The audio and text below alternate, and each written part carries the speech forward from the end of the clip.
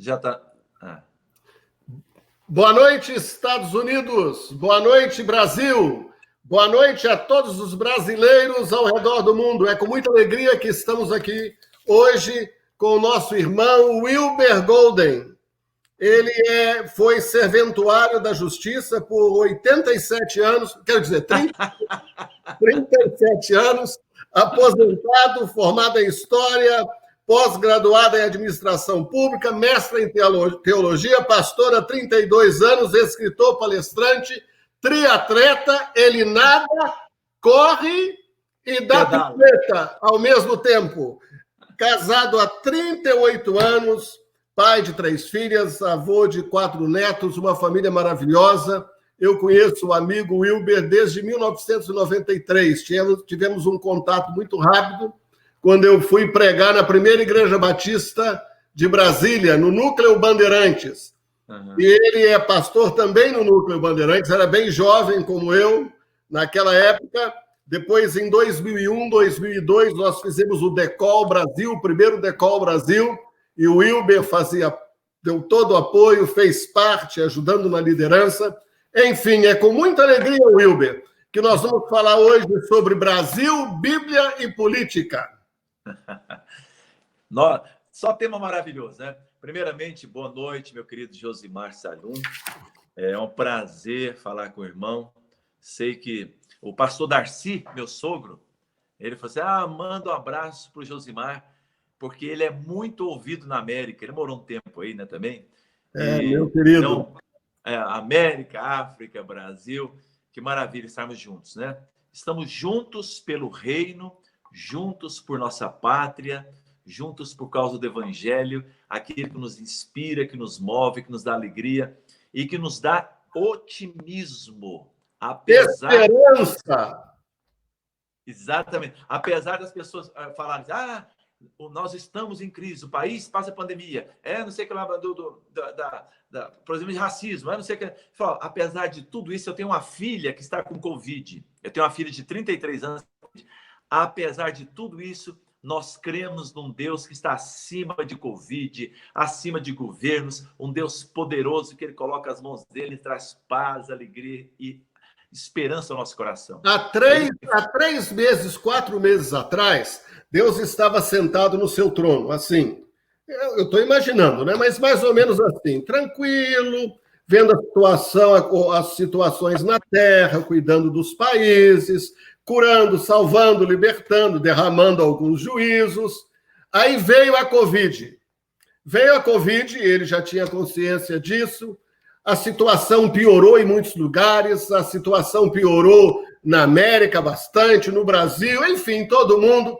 Depois de 3 meses, depois de 3, 4 meses, Deus está sentado no seu trono assim, tranquilo, cuidando das coisas, observando, continua curando, continua operando, continua enviando a sua palavra.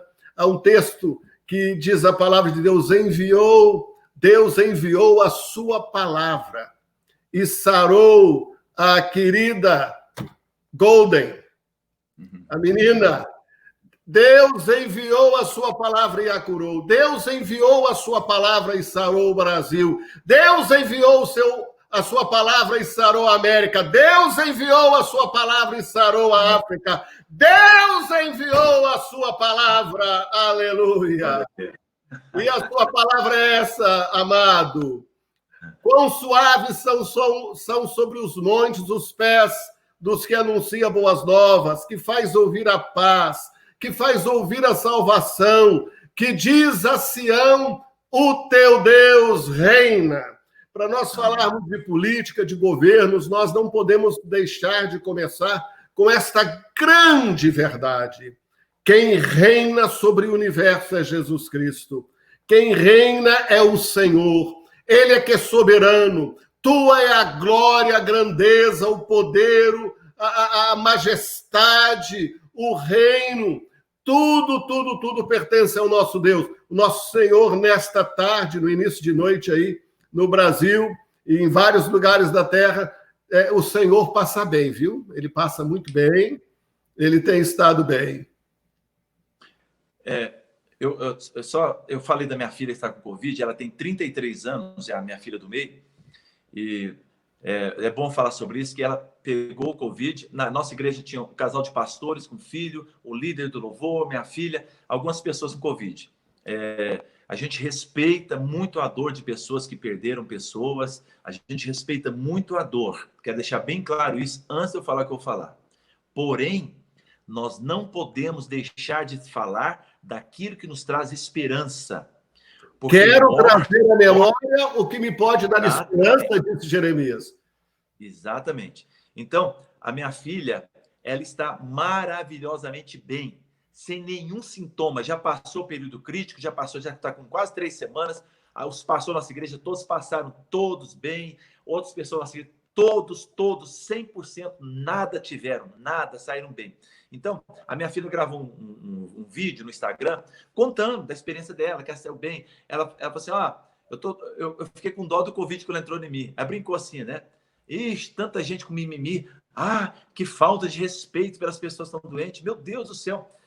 Nós estamos no mundo, Josmar, que está deixando assim, ó. Gente, eu estou tão feliz hoje, a pessoa. Que falta de respeito com os que estão tristes. Gente, olha, meu casamento é uma bênção. Que falta de respeito com aqueles que estão em crise de casamento. Gente, eu estou com saúde. Que falta de respeito com aqueles que estão doentes. Gente, eu quero viver. Que falta de respeito com os mortos. É um mimimi que eu não aguento isso, sabia? Eu estou falando isso para trazer esperança, porque desgraça é só ligar a televisão, você vai ver isso. E a desgraça na televisão, ela cai a sua imunidade. Quer vencer o Covid? Mantenha imunidade alta. Esse é o segredo. Nós temos que nos alinhar com o que a palavra de Deus diz. Em Hebreus fala de um texto que o Senhor é o meu ajudador. Por quê? Porque ele diz, eu não te desampararei, eu não te deixarei. Então, porque ele disse isso, de que não me desampararia, não me deixaria, eu vou dizer, o Senhor é meu ajudador. Não temerei o que me pode fazer o homem. O Wilber, claro, eu nasci no Brasil, minha família, por parte do meu pai, do meu avô, sempre estiveram envolvidos com política. Estivemos, desde criança, na casa do meu avô, homens importantes da política brasileira visitavam meu avô, ele era amigo de muitos deles. Tancredo Neves, quem lembra, né? Do Tancredo Neves, da geração mais nova, talvez não, mas da minha geração, né? Lembra. E, enfim, nós sempre oramos e intercedemos do Brasil. Eu tive uma experiência em 93, quando eu estava voltando ao Brasil, depois de estar aqui 2 anos. Quando o avião começou a sobrevoar o Brasil, eu comecei a ver as luzes e percebi pelo mapa de que estava sobrevoando lá no Amazonas, e comecei a chorar, e eu intercedia pelo Brasil, e orava. Isso há quantos anos atrás? 1993. E eu lembro, é a primeira vez que eu vou contar isso publicamente. Eu lembro que quando o avião começou a aterrissar em Brasília, ele aterrissa praticamente por cima do núcleo Bandeirante. Não é isso? Para descer no aeroporto. E eu tive uma visão estranha. Eu vi um ser saindo debaixo do chão e levantando, um ser enorme que vinha e aparelhava nas janelas do avião. Eu percebi que era um principado, posso dizer isso. Alguém vai dizer, não é a sua imaginação. Tá bom, é a minha imaginação, então eu imaginei que um principado levantou um monstro, uma coisa esquisita, e eu falava, interessante, em nome de Jesus, eu repreendia, e vinha com a minha mão, eu via minha mão saindo por fora, a imaginação, saindo por fora do avião. Eu estava dentro, saindo para o lado de fora, eu batia na cabeça e ele retornava. Eu não sabia, isso foi em junho, que em setembro eu ia passar um mês e meio aí orando. Eu fui pregar na primeira Igreja Batista de Brasília, na PIB, quando eu ouvi falar do irmão, e começamos a interceder, e visitamos lá no Planalto, e orando, e clamando, e suplicando ao Senhor pelo Brasil. Nós entendemos que o Senhor responde às nossas orações, que nós somos chamados, você vai encontrar isso na Bíblia, nas Escrituras, de que a oração ela está relacionada com os líderes de uma nação, os líderes de um povo. Você percebe isso das experiências de Abraão, você percebe isso nas experiências de José no Egito, você percebe isso em Moisés, você percebe por todas as escrituras a intercessão e a oração ligada àqueles que lideram. E estes homens, eles lideram os poderes temporais, ou o governo das nações. A pergunta que eu faço a você, o que você pode dizer em relação ao interesse de Deus pelas coisas da política, pelas coisas dos governos? Essa experiência marcou a minha vida, porque foi realmente interessante.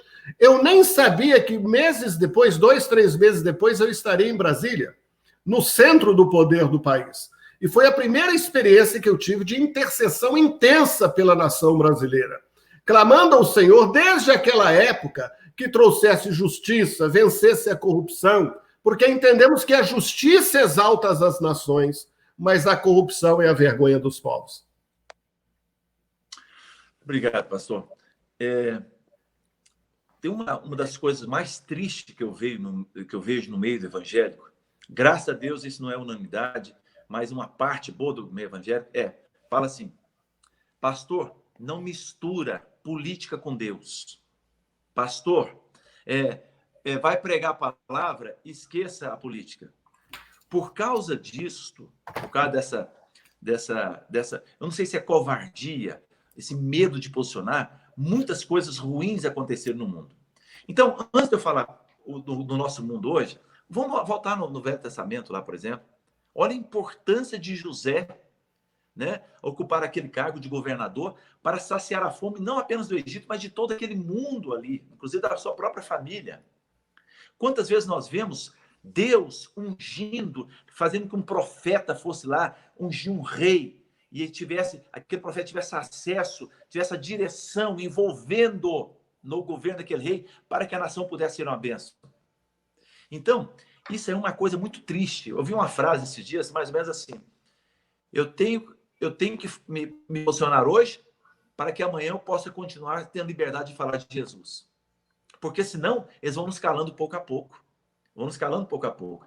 Eu creio que precisamos ter cristãos políticos, não político cristão, mas cristãos políticos que sejam envolvidos. No mesmo modo que nós temos advogados cristãos, carpinteiros cristãos, professores cristãos. Sim, exatamente. Então, e aí a importância que nós, por exemplo, agora, tem 15 dias atrás, fomos quatro pastores conversar com o presidente da Câmara, Câmara Distrital, nível de GDF, de Distrito Federal. E nós conversamos com ele, falou assim: olha, ele é evangélico. Você está nessa cadeira, você precisa entender, foi Deus que te colocou aí. Se Deus te colocou, então você precisa trabalhar pelo reino de Deus. E você precisa colocar em pauta a votação para que a igreja seja considerada essencial. O governo vem, fecha a igreja. Amanhã, qualquer outra coisa, fecha a igreja. E fecha a igreja. E aí o que acontece? Nós deixando de congregar, eu, você e muita gente aí, nós não vamos perder a nossa fé. Mas quantas pessoas, enquanto a igreja está fechada, aumentou o índice de suicídio? Olha, esse aqui é dado que eu estou falando para você. Os escritórios de advocacia que trabalham com divórcio aumentaram em 177%. Aí no Brasil? 170, no Brasil? 177%. Índice de suicídio não tem mas aqui em Águas Claras, todo dia, Brasil tem mais de 12 casos, talvez, por dia de suicídio. Depressão, angústia, ansiedade, essas coisas dispararam. Então, a igreja ela é essencial. A igreja ela é essencial. A igreja ela cura os aflitos. Ela traz comida a quem tem fome. Não estou falando espiritual, não. Nós, a nossa igreja, muitas igrejas em Brasília ajudam pobres. Nós damos sopa 2 vezes na semana. Nós temos um trabalho que a gente sustenta quase 180 famílias carentes de não ter uma cuequinha, as crianças, entendeu? Então, a igreja ela é essencial nesse aspecto. As pessoas, nós começamos a fazer um culto drive-thru, e as pessoas chorando dentro do carro, querendo tocar na gente, vendo, e a gente percebia a necessidade das pessoas. Então, nós conversamos com aquele deputado, mostramos algumas pesquisas para ele, nós percebemos que na sexta-feira, ele falou assim: deixa comigo, eu vou passar por cima de comissão, e na terça-feira, eu estou em primeiro e segundo turno, a igreja sendo essencial. Ou seja, o governo não pode fechar a gente por qualquer coisa mais. Por que eu consegui fazer isso? Por causa do poder político. E mais, tem um procurador aqui em Brasília, é muito conhecido, Guilherme Shelby.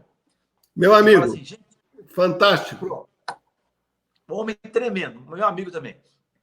E ele fala muitas vezes, deve ter ouvido falar, olha, gente, muitas vezes a gente está falando assim, pega para as pessoas, olha, mas a Bíblia diz o povo, os poderes, seja jurídico, legislativo, executivo, claro, toda regra tem exceção, está se lixando porque que a Bíblia diz. Você tem que chegar e falar, a Constituição diz, a lei diz isto, e é por aí, e aí eles vão temer. O Guilherme fala o Guilherme poder espiritual. O Guilherme fala exatamente dessa questão da legalidade. Se você não souber usar as leis, eu conversei com ele essa semana mesmo, a gente falava... E elas são ao nosso favor. As leis são ao nosso favor. Eu conversei a gente estava conversando exatamente, e eu citei aquele texto, os que abandonam a lei louvam os ímpios, mas os que guardam a lei pelejam contra eles. Você pode trabalhar no nível de interação e integração da sua cidadania.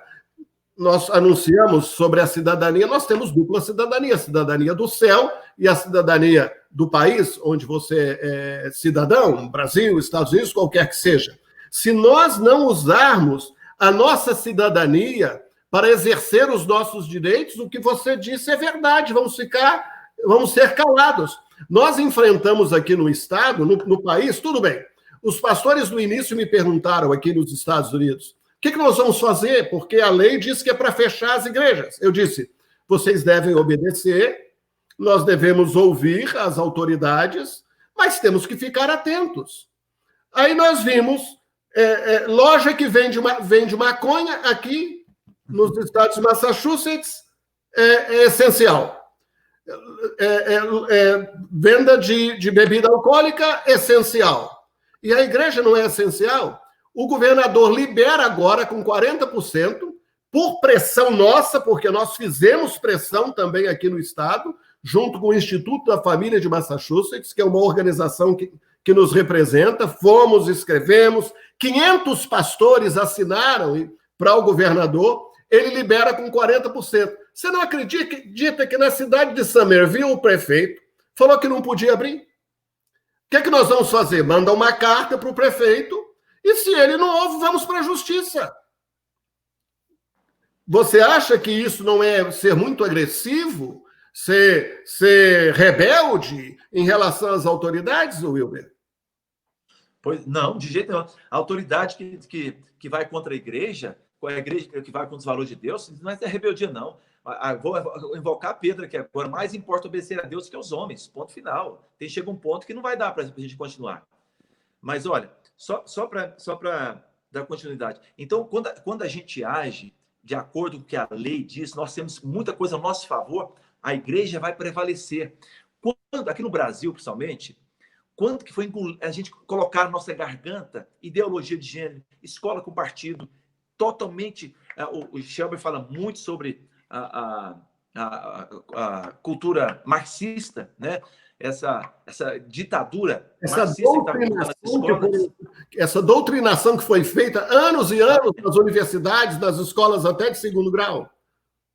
Casamento homossexual, estava já sendo ameaçado porque estava recusando a fazer casamento homossexual, e aquela confusão. E a pressão da igreja, que a nossa bancada evangélica é muito grande, foi derrubada essas coisas, senão nós saímos muito pior. O grande problema que eu creio, querido pastor, é a igreja fatalista. Vai ser assim mesmo? Porque não sei o que lá do anticristo, bababá. Negativo. A igreja é triunfante e ela vai triunfar em nome do Senhor Jesus. Ponto final. Não temos que ser fatalista, não. Nós temos que trabalhar, nós temos que lutar, porque Deus há de honrar. Eu creio ainda que virá um grande avivamento como nunca houve. Nós vamos colher vidas. E o diabo, ele sabe disso, ele tenta de todas as formas impedir a igreja avançar. E não vai impedir. A igreja está viva. Ela pode estar fechada. A nossa não está mais. Ela pode estar fechada, mas está viva. Eu quero até falar um negócio para você.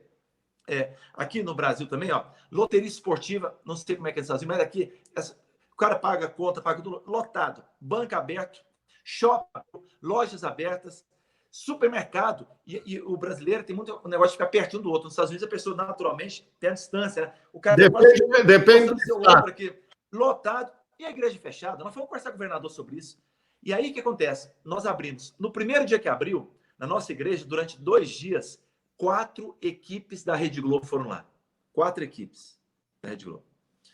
E alguns pastores falaram assim, não recebe esse pessoal não. Eu falei, não, eu vou receber, sabe por quê? Eu não tenho que esconder nada.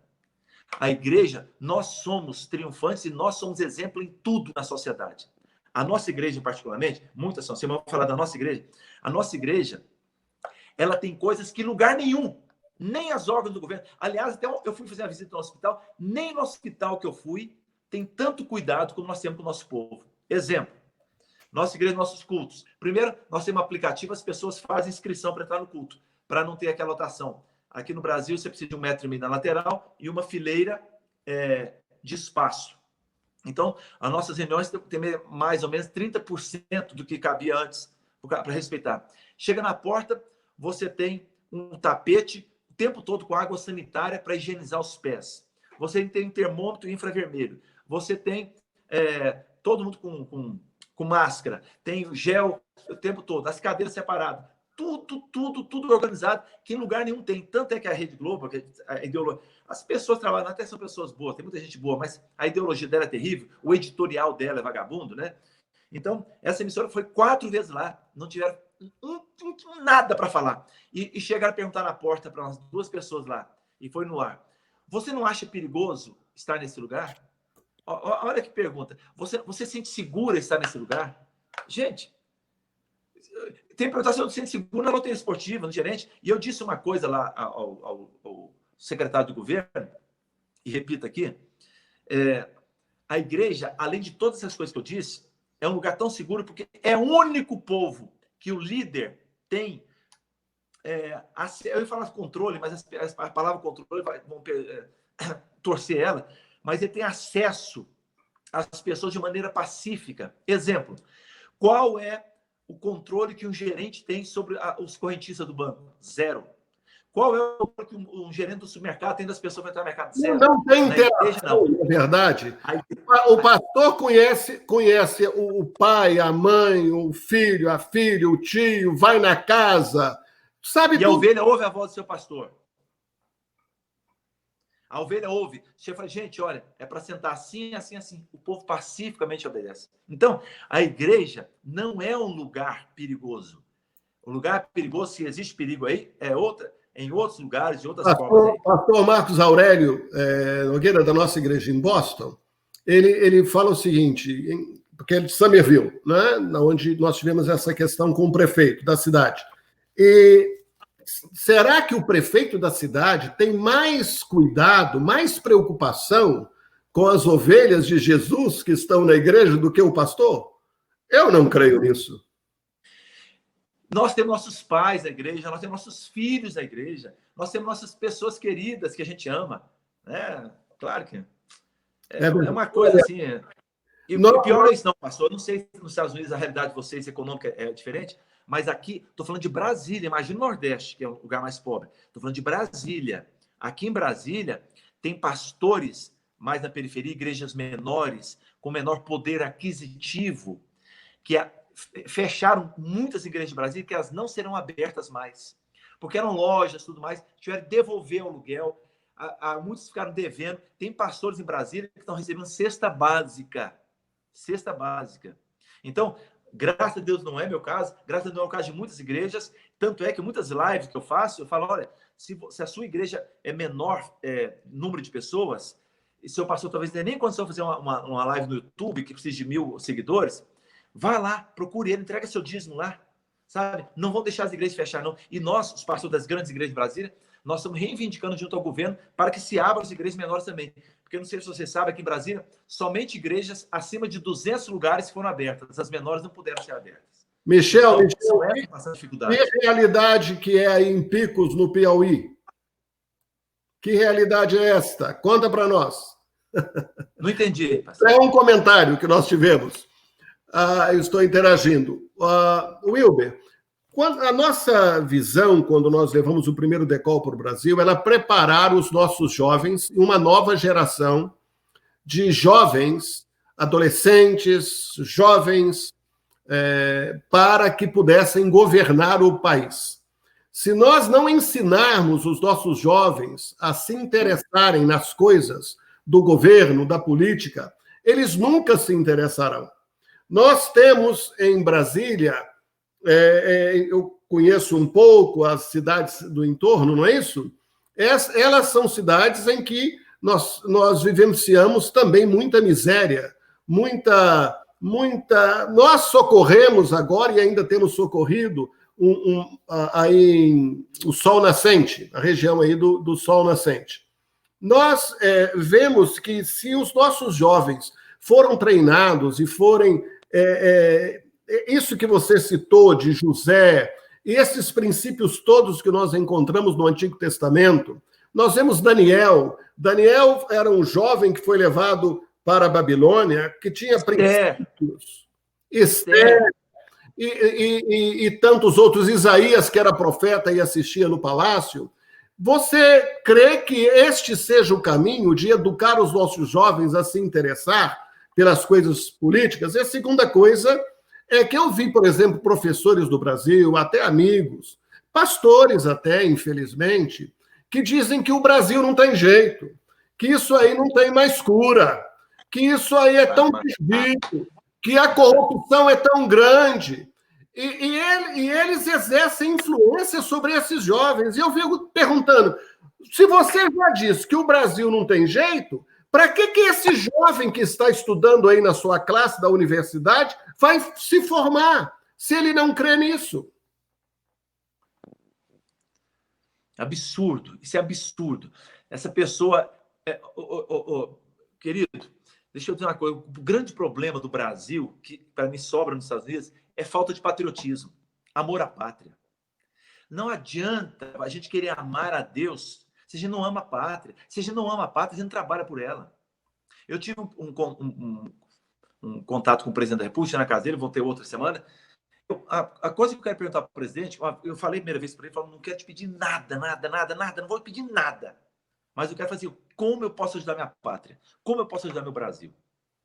Nós vamos ter, assim, ensinar o povo. Se nós, os líderes, não dermos esperança ao nosso povo, eu sou pai, eu sou avô, eu tenho filhos e netos que têm uma vida pela frente nesse país, e eu preciso crer que esse país vai mudar.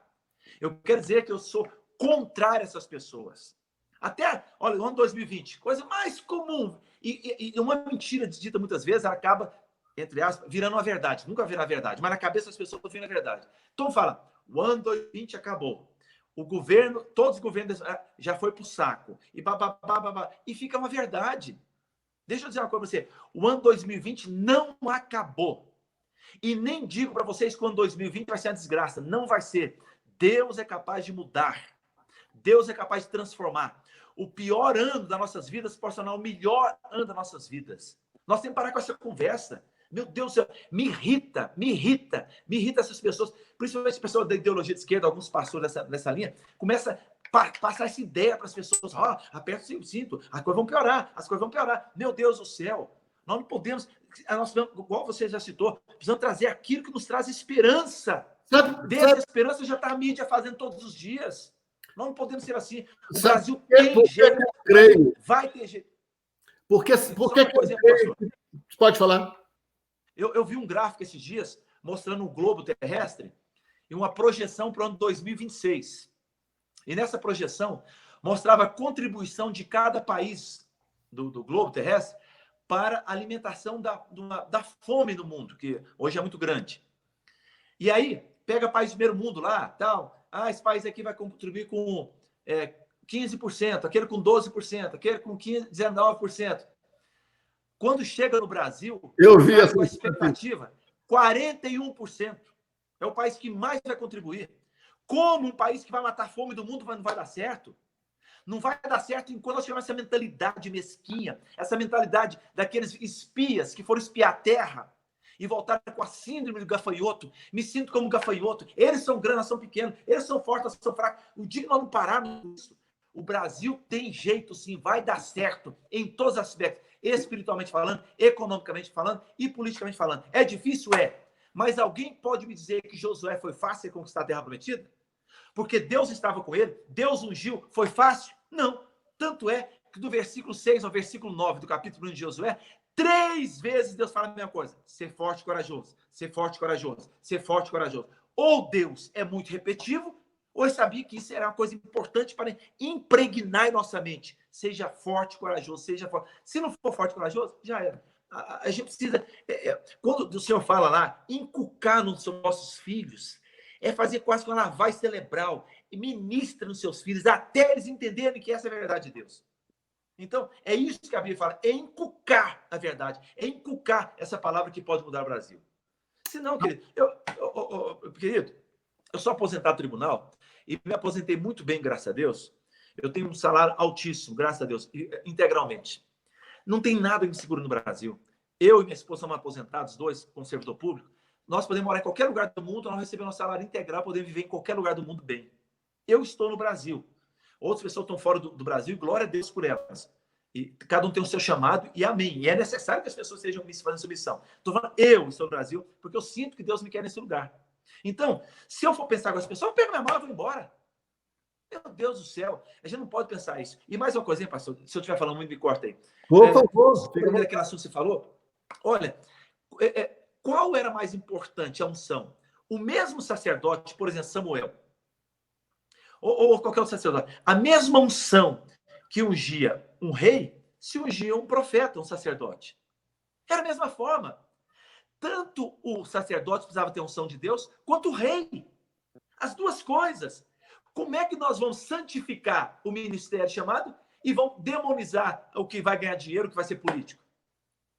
Meu Deus! Essa é uma aplicação. Os montes da cultura. Essa é uma aplicação fantástica. Nós precisamos, nós trabalhamos com isso há muitos anos. Temos vários artigos, vários textos escritos sobre a participação do homem de Deus na política. A política é suja porque os homens são sujos. Mas a advocacia pode ser suja porque os homens são sujos. A medicina pode ser suja porque os homens podem ser sujos. Mas nós podemos levantar uma geração no Brasil, e esse é o trabalho que nós estamos fazendo, não simplesmente para as pessoas irem e orarem. Claro, é importante orar. É importante falar com o presidente ou com esses homens de alta autoridade, nós oramos por eles, mas é importante também nós exercermos a nossa cidadania com atos de justiça, com trabalho, com ação. A corrupção, às vezes, que se combate nos políticos é a corrupção do dia a dia do brasileiro. O tal do jeitinho brasileiro, que é uma miséria. Esse tal do jeitinho brasileiro é uma desgraça. Isso é algo que não deveria existir na nossa cultura. Como não deve existir na nossa cultura, e você foi impregnado, nós somos impregnados com isso, que política não se discute. Então, você vai discutir o quê? Vai discutir futebol só? Você vai discutir... Não! Nós queremos ver os nossos jovens inteirados e capacitados a exercerem as suas funções em todas as áreas da sociedade. Nós precisamos de advogados íntegros, de advogados honestos, precisamos de carpinteiros honestos, eletricistas honestos, professores honestos, precisamos de políticos honestos. E estes homens, eu ouço, nós não acreditamos mais em político honesto. Olha, você me desculpa, eu conheço muitos que são íntegros, que são pessoas que amam o seu país, não só aqui nos Estados Unidos, mas no Brasil. Nós temos consciência de que o Senhor tem levantado uma nova geração e essa geração está mudando o Brasil. Se você olhar para a mídia, se você olhar... Eu vejo, eu pesquiso nas fontes para poder trazer as informações, seja no canal Negócio Fechado, ou nos canais que eu sou líder, vamos dizer assim, e eu vou na fonte. Aí, de repente, eu vejo notícias que não tem nada a ver com o que ocorreu. Agora, esta propaganda ideológica, mentirosa, ela não engana mais ninguém. Engana alguns ainda, mas não engana mais todo mundo. Eu vejo jovens, meninos e meninas, totalmente envolvidos nas questões políticas, querem saber. Esse WhatsApp, isso é uma bênção.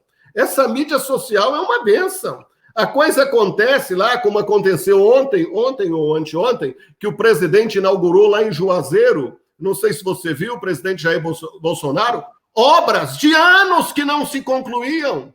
14 anos. 14 anos.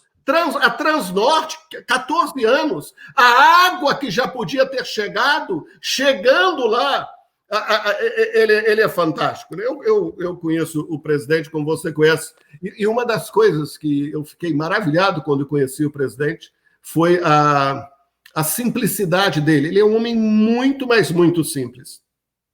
Muito simples. Ele, com as duas mãos para cima, apontando para dentro. E as pessoas criticam. Se ele abaixa a mão, critica. Se ele levanta a mão, critica. Se coloca a máscara, critica. Se tira a máscara, critica. Meu Deus, ninguém satisfaz esse povo mais, não.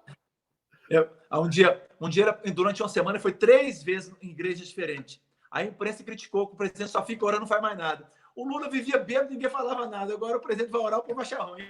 É verdade, é muito esquisito. É muito esquisito. Dentro do que você falou, pegar um ganchozinho, essa semana eu estive conversando com um desembargador de um tribunal em Brasília, ele é corregedor do tribunal também. E ele já é um cara mais idoso, já está final de carreira jurídica, mas muito comprometido com a palavra de Deus. E ele falou para mim, olha, eu vejo jovens advogados cristãos que eles vão tomar os lugares muito importantes. Até numa audiência, na pacificação, quando você percebe quando é cristão, você percebe que há alguma coisa diferente nele. Isso é muito legal. Essa que está entrando, acho que é minha filha, essa aí, ó. Lizzie Reis, é minha filha advogada aí, ó. Olha que... Da mesma forma que existem muitos políticos corruptos, existem muitas pessoas corruptas. Mas assim como existem pessoas boas e honestas, existem políticos que só querem fazer o bem. Muito bem, doutora Lizzie. Ela é política eleitoral, ela trabalha na área que eu trabalho com muitos políticos. Eu vou até contar uma história sobre ela aí, sobre isso aí. Tem um tempinho para falar sobre isso? Por favor. Essa minha filha que entrou, ela tem 35 anos. Ela é advogada e é uma advogada muito próxima em Brasília. Quando ela tinha 12, 13 anos, e a irmã dela, mais nova, uns 11 anos, mas era adolescente, pré-adolescente, eu pregava na igreja exatamente esse assunto. Isso há uns 20 anos atrás. E eu falava que Deus precisava de homens e mulheres em todas as áreas. E Deus queria capacitar algumas pessoas para serem empresários, pessoas que vão trabalhar no mundo natural, mas serão ungidos por Deus para isso. E Deus queria levantar outras pessoas que vão ser missionários, pastores, que vão integrar, que também serão ungidos. E ambos são importantes para o reino. O reino é composto de todas as pessoas, não só uma classe de pessoas. E naquele dia eu fiz um apelo. Essa minha filha, ela falou assim, eu não quero ser pastora, mas eu quero ser uma mulher que vai ganhar dinheiro para investir no reino de Deus. E a outra filha falou assim, eu quero ser pastora. Bom, passaram muitos anos, ela tinha 12, 13 anos, hoje eu tenho 35 anos, eu tenho 33 anos. E a que falou que ia ser pastora, hoje ela é uma pastora, ela tem mestrado, está fazendo doutorado, ela é professora universitária, mas ela é envolvida na obra, prega, ela é uma bênção, a Anne, ela é uma bênção. Uma pastora mesmo, assim, que Deus abre os céus quando ela prega. É uma coisa impressionante. Mulher de oração. E essa que entrou aí agora, talvez por isso que ela falou, porque ela também é advogada eleitoral, ela trabalha com outras áreas do direito, ela entrou para o ramo do direito. Só vou te contar uma história sem entrar em detalhes. Essa minha filha, que falou que queria ser pastora, hoje ela é usada por Deus na igreja de maneira tremenda. E essa outra filha que está aí, ela é crente, serva de Deus, e ela se tornou a maior contribuidora da igreja, financeiramente falando. Ela falou assim, eu vou ganhar dinheiro para investir no reino. Aí eu te pergunto, qual delas é mais importante? Primeiro, todas as duas são ungidas. Tanto uma quanto outra é ungida. Porque o pastor não é mais ungido do que o advogado. O pastor não é mais ungido. A unção do Espírito Santo é a mesma. E é isso que nós precisamos entender. Essa é a mensagem da palavra de Deus. Jesus Cristo é pastor? Sim, mas Jesus Cristo também é rei. É o que você disse, a unção de rei e a unção de pastor é a mesma. Os reis passam, os profetas de Deus não passam. Nós queremos incentivar você que é jovem, a se interessar pelo nosso Brasil. O Brasil está clamando por jovens, moços e moças, como a Lizzie, está clamando por moços e moças como a Ana, o Tiago, o Pedro, o Lucas, o Felipe. Essa é a vossa vez. Eis que o Senhor está enviando a sua palavra e conclamando do Oiapoque ao Chuí, onde estão os meus filhos, os meus discípulos do reino? os discípulos do reino para poder atuar, para poder trabalhar, para poder ser luz e sal da terra e fazer a diferença na nossa nação. Eu creio nisso, pastor. De todo o coração. Só uma contribuição aí, um adendozinho. Tanto é verdade isso que você está falando. A outra filha, Ana, essa é a outra filha, que foi pastora, essa aí, ó. Aleluia. Essa é minha filha. Verdade, é a capacitação sobrenatural para discipular o mundo, em todas as áreas. Muito bem. Essa é minha filha que é pastora. Essa é a mensagem que nós pregamos na sua igreja em 2002. Que maravilha. Então, Josmar, só para dar informação, então, essa minha filha que é advogada, ela teve algumas causas, me parece que 2 ou 3, ela pode até, se quiser, depois me corrigir, de causas muito valor muito grande. E o escritório de Brasília e de São Paulo não conseguiu achar uma solução jurídica. E ela foi dormir e ela pediu a Deus que desse orientação para ela. Enquanto ela dormia, Deus revelou em sonho uma saída jurídica. Não estou falando de espiritual. E ela chegou no escritório e falou, a saída é essa, escritório. Como é que você conseguiu pensar nisso? Falei, dormindo. Deus dá os seus enquanto dorme. Então, por 2 vezes, Deus deu em sonho uma estratégia jurídica para ela ganhar uma causa. Isso é para provar que a unção está sobre um lado... Essa é outra desmistificação que precisa ser feita, é de que os dons do Espírito não é só para a igreja. Os dons do Espírito são para o marketplace, para o mercado de trabalho. O dom do Espírito, do discernimento, da revelação, da palavra de sabedoria, da palavra do conhecimento. Eu tenho experiência, minha área na área de business. Eu, com 15 anos, fui trabalhar num escritório. Com 20, 21 anos, era gerente financeiro, administrativo financeiro de uma grande empresa no Brasil. Passava 12 milhões de dólares na minha mão, um menino, com 21 anos de idade. E eu lembro da mesma experiência de que tinha problemas, situações terríveis que não tinha como resolver, que eu ia dormir e clamava ao Senhor. E um sonho, um pensamento, no outro dia já levantava com a solução. Esta é a capacitação. Nós temos que quebrar as 4 paredes, no mínimo da nossa mentalidade, para deixar Deus encontrar com você nas ruas, encontrar na praça, encontrar com você no seu escritório, encontrar com você na sala de aula. Aliás, não foi isso que aconteceu? O véu rasgou-se de alto a baixo. Aquele que você só encontrava no Santo dos Santos, agora você encontra nas ruas, encontra na praça, encontra no seu trabalho, encontra na sua casa. Esta é a mensagem. Uma coisa que eu queria abordar, já estamos caminhando para o final. Há uma confusão no Brasil, e não só no Brasil, aqui também, de que a igreja tem que influenciar a política. Esse não é um conceito da palavra de Deus. A palavra de Deus fala de discípulos do reino. Igreja e Estado não tem nada a ver. Nós não queremos que o Brasil se torne a igreja. A igreja e o Brasil são duas... vou usar a palavra, entidades diferentes. São 2 aspectos diferentes. Jesus falou, edificarei a minha igreja, a minha assembleia, a minha reunião dos santos, dos salvos, dos discípulos, dos lavados e remidos pelo sangue de Jesus. E a igreja, ela é chamada não para se envolver nestas coisas, mas os discípulos de Jesus que estão na igreja são aqueles que são enviados como discípulos do reino para atuar em todas as áreas da sociedade. Na área da advocacia, do direito, na área jurídica, na área política, na área da educação, na área da mídia, na área do entretenimento. Então, esses discípulos de Jesus é que vão ser luz do mundo e sal da terra no mundo. A igreja, o político que se elege, que seja evangélico, ele não está lá para representar a igreja. Ele não está lá para defender os interesses da sua aglomeração. O ponto é esse. Muitas pessoas cobram, inclusive evangélicos, cobram do presidente Jair Bolsonaro no Brasil, de que ele tem uma postura evangélica. Ele não é presidente da Igreja Batista. Ele não é presidente do ministério tal. Ele é presidente do Brasil. E ele vai atuar para servir o país inteiro. O que você tem a dizer sobre isso, Wilber? Ai. Bom, primeira coisa, eu vou começar na ordem invertida aí. De vez que a pessoa fala isso para mim mesmo. O pastor, o presidente Jair Bolsonaro falou um palavrão. Eu falei, gente, vocês vão querer procurar defeito no cara? Procura inimigo, que vocês vão achar. Então, tem que parar com essa bobagem. É igual você falou, a nossa igreja, se tiver um candidato a deputado, eu não quero que o candidato vai ser eleito lá para defender os interesses do núcleo da fé, que é o nome da minha igreja. Não, ele tem que defender os interesses do Brasil, da família, dos valores tradicionais do Brasil. O Brasil, ele é essencialmente 85% do país, ele é a favor da cultura tradicional. 85% do Brasil. E aquele restinho que sobra, eles querem, goela abaixo, mudar. Isso não pode mudar.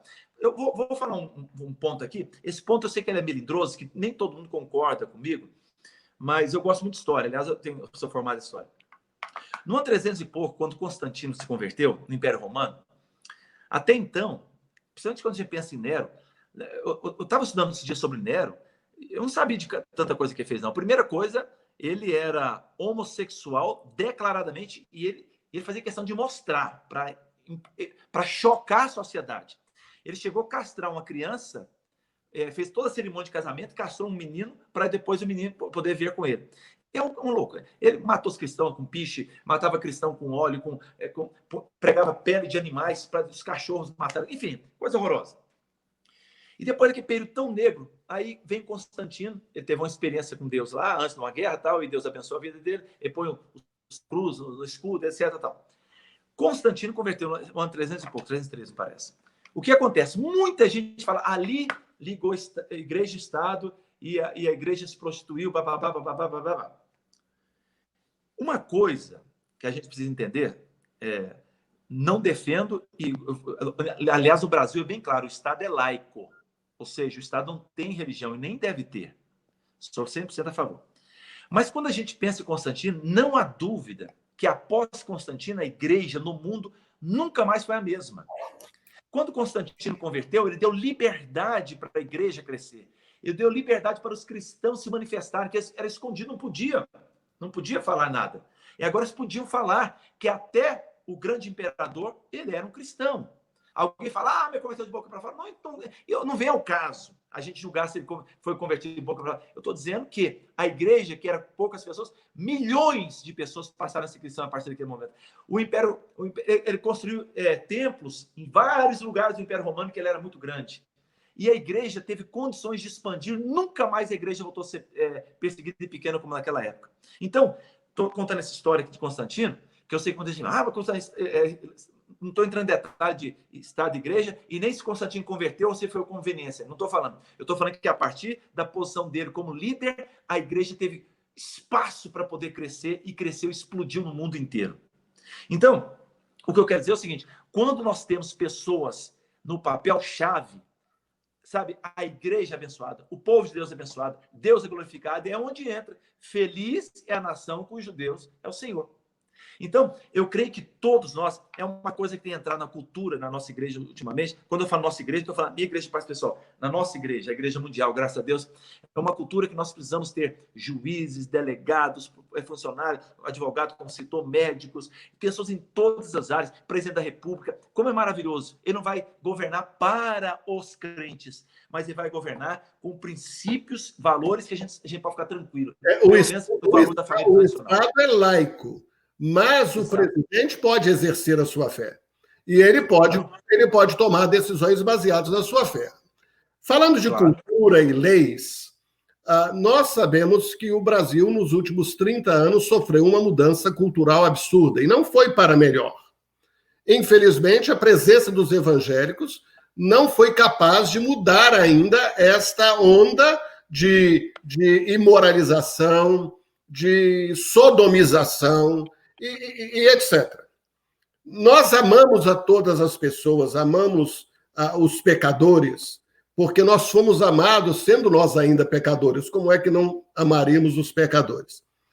Se você quiser mudar uma cultura, você pode mudar através da influência ideológica, através da educação.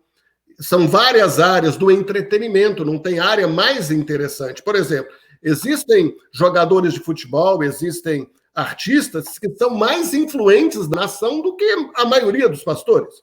Isso é indiscutível. Agora, nós precisamos saber de uma coisa, de que para mudar-se uma cultura muito rápida, é preciso mudar a lei. E é aí que o carro tem pegado no nosso Brasil, na realidade política brasileira. As leis começaram a ser mudadas e as pessoas não ficaram atentas a isso. Eu lembro, em 1997, quando saiu a PL 122, a famigerada PL 122 do casamento gay, que foi desenvolvida pela Marta Suplicy, de São Paulo. Eu lembro que eu mesmo escrevi um texto, eu era assessor do deputado Raul Lima Neto, pastor Raul Lima Neto, lá na Assembleia de Minas Gerais. A Assembleia votou por unanimidade uma moção de repúdio contra essa lei. Enfim, a história é longa, o testemunho é longo. Eu estive em Brasília com deputados, fizemos um grande abaixo-assinado, um movimento, milhões de assinaturas, junto com Michel Temer, que era o presidente, levou, enfim. Vem o Supremo, como sempre, e legisla, e legaliza o casamento gay no país, como aconteceu aqui em Massachusetts. Também fizemos parte dessa batalha aqui do mesmo modo. Se nós não tivermos homens e mulheres que representam os princípios do reino de Deus na política, não representem esses valores que você disse, dos 80%, que não sabia se mobilizar para poder eleger os seus representantes corretamente, a maneira mais fácil de mudar a cultura de um país é através da lei. Da lei que é votada, da lei que pode mudar. E há uma luta enorme. Eu queria que o brasileiro entendesse isso, do mesmo modo que queremos que o americano entenda isso. E esse ano também temos eleição presidencial, e aqui a guerra é muito parecida e similar.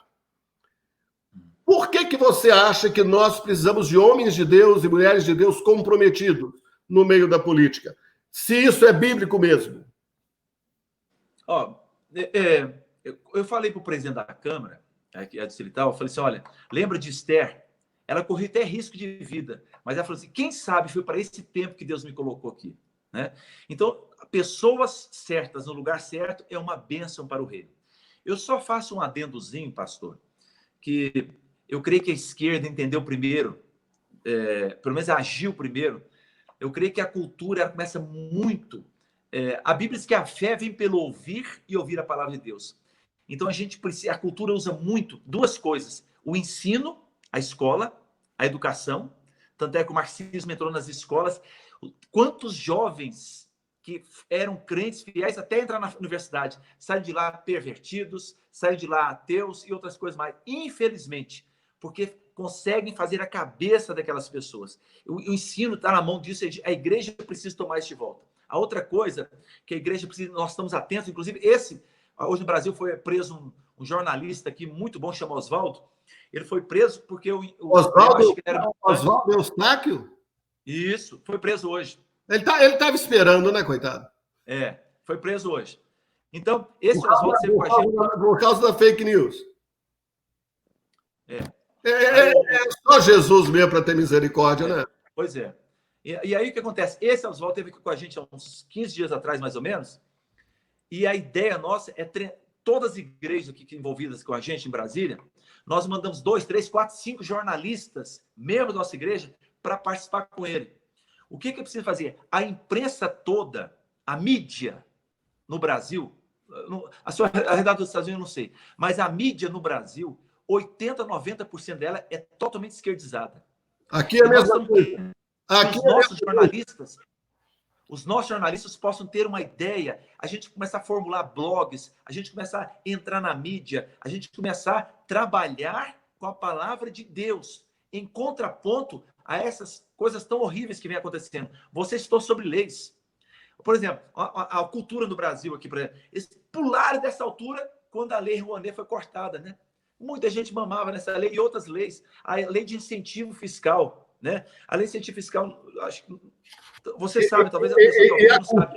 E a cultura que a gente via dos espetáculos, eu pesquisei sobre isso seriamente, porque eu não vou falar de uma coisa que eu não pesquisei. Era só imoralidade, tudo que não presta, que vai contra os valores tradicionais do Brasil, os valores de família, é o que eles financiavam. Raríssimas exceções. A redução fiscal que o governo dava para as empresas, eu vou explicar isso aqui, porque pode ser que tem gente que não entenda. É tipo assim, a empresa ela dá para uma cultura, para um evento cultural, uma arte, sei lá, um show de música, um teatro, qualquer coisa lá. Então, vamos supor, a empresa fala, eu vou dar 1 milhão para vocês. E aí o governo abatia 1 milhão do que deveria pagar o governo, ele paga para a lei de incentivo fiscal na cultura. Isso existe no Brasil. O que acontece? Essas pessoas da cultura, que mamavam da cultura, eles iam montar seu show, contratavam a banda, a orquestra, o diretor lá, luzes, palcos, espaço, etc. Só que na hora, ele recebia tudo para fazer tudo de graça. Na hora, cobrava ingressos exorbitantes para que só um tipo de gente pudesse assistir. A classe pobre, que essa lei devia incentivar a cultura, os que não têm acesso, lá na favela. E mesmo a lei Rouanet, ela sempre patrocinava estrelas. Era um mínimo de artistas que precisam realmente do patrocínio que tinham. Nós estamos caminhando, nós temos 4 minutos. Nós oramos para que o Senhor possa atuar, nós cremos que Ele está atuando. Nós temos presenciado aí nos bastidores, você também, nas últimas semanas, embates terríveis, e temos visto a mão de nosso Deus. Uns confiam em carros, outros em cavalos, mas nós fazemos menção do nome do Senhor. Eu oro pelo Oswaldo, tem feito um trabalho magnífico. Eu tenho acompanhado o Oswaldo, tenho o telefone dele, né? Vamos dizer. Está preso. Eu fiquei sabendo agora, hoje eu não participei nada de mídia, de notícias. Essa é uma notícia que a gente já estava esperando, não é? Do autoritarismo do Supremo Tribunal Federal do Brasil. Agora, no ano passado eu estive aí em Brasília e fomos orar, e na hora eu resolvi gravar um vídeo, esse vídeo está à disposição, como 7 minutos, e ali nós falamos coisas sérias, que nós esperamos e sabemos que irá acontecer. Deus é tremendo, o nosso Deus é poderoso, e Ele faz justiça ainda hoje. Wilber, muito obrigado, meu querido, de poder bater esse papo aqui contigo nesse espaço, toda sexta-feira à noite, às 7 da noite, aqui nos Estados Unidos, 8 horas, aí no Brasil nós temos esse espaço. Gostaria de deixar que você fizesse uma oração ou falasse o que deseja para terminarmos. Meu querido, minha querida, dizem que quando a pessoa fala com sinceridade, você tem de olhar dentro dos olhos dela. Então, olhe dentro dos meus olhos, pelo amor de Deus. Creia em Deus Todo-Poderoso. Com Covid, sem Covid, nós estamos com a praga de gafanhoto aqui agora, com qualquer outra coisa, Deus não perdeu o controle. Ele está no seu trono. A igreja, ela foi e continuará sendo triunfante e gloriosa. A palavra de Deus não falha. Precisamos estar firmes no Senhor. Não se deixe enganar por uma mídia mentirosa. Cuide da sua mente. A mente, quando o Senhor fala para não tomar a forma do mundo, toma cuidado com o que você ouve. Nesse momento de pandemia, cuidado com o que você ouve, cuidado com o que você enxerga, cuidado com o que você fala. Vamos ficar firmes em Deus. Esse deserto vai passar e nós já temos experiência de deserto e vamos chegar muito bem do outro lado em nome de Jesus. O Brasil vai dar certo, o Brasil já dá certo. Pode ter muito inimigo, mas Deus vai levantar. Deus está transformando essa nação através da oração do povo de Deus nessa nação. Ao meu querido amigo, ao meu amigo Josimar, muito obrigado pelo privilégio. A todos vocês, dos Estados Unidos, Brasil, um beijo. Vocês são muito especiais. Um ósculo santo. Que Deus abençoe a todos nós e firmes na rocha, em nome de Jesus. Que aqui faremos... só terminar de falar... Você quer que eu ore também? Por favor. É para orar? Por favor. Eu só peço que você faça uma coisa como Isaías. Senhor, eis-me aqui. Envia-me a mim. Eu tenho falado, Deus, o Brasil precisa de pessoas. Eis-me aqui. O Senhor pode me usar? Conta comigo. Aquilo que eu tenho, aquilo que eu posso, pode contar. Esse é o desafio do Senhor. Pai querido, em nome de Jesus, obrigado por esse tempo, cada pessoa que ouviu ou vai ouvir esse vídeo. Que as tuas mãos estejam sobre os seus filhos. Tira o medo, tira a angústia, tira, ó Deus, a desesperança, tira, ó Deus, o espírito de suicídio, mas que a tua graça, o teu poder venha envolver o teu povo, venha envolver o nosso país, venha envolver, ó Deus, a nação americana, onde o Josimar está nesse momento. Tome cada pessoa de qualquer lugar do mundo onde estiver. Toma a tua igreja, guarda-nos pelo poder do teu sangue. Sabemos que a tua igreja, ela é triunfante, ela é poderosa, e as portas do inferno nunca prevaleceram com ela e nunca vai prevalecer. Que a tua graça seja sobre nós, que a tua bondade, que o Senhor possa estender as tuas mãos sobre nossa vida, nossa casa, nossa igreja, nossa cidade, nossa nação, nossos filhos, nossos netos. Guarda cada um. Nós oramos a ti em nome de Jesus e para a glória do Senhor. Amém. Amém. Amém. Boa noite, Estados Unidos. Boa noite, Brasil. Boa noite a todos os brasileiros ao redor do mundo. Amém. Deus abençoe.